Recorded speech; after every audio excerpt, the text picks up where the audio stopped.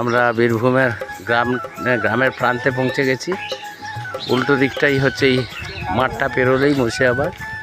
এখানে গ্রামে দেখুন, এখানে কত বটের ফল, আর পাখিদের আসতে না, করো করো কাকলি। এখানে প্রচুর পাখি আছে, তারা এগুলো খাচ্ছে। আপনারা জানেন এই বট ফল পাখিরা খায়, তারপর যেখানে সেখানে পায়খানা করে, সেখানেই বটের চারা জন্মে যায়।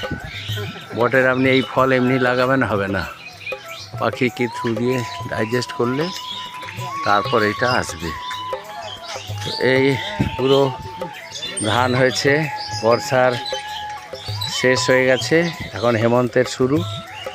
এই হেমন্তের একটু গা ছমছমে, অল্প অল্প ঠান্ডা শিশিরে পড়েছে, সকালবেলা শিশির ভেজা।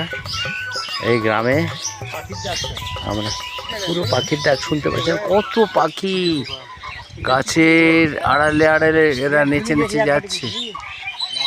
এরা এত ফল হয়ে আছে, খুব খাচ্ছে, মজা পাচ্ছে, আর আনন্দে নেচে নেচে শাখায় শাখায় নেচে নেচে বেড়াচ্ছে। আওয়াজটা পাচ্ছেন আপনারা?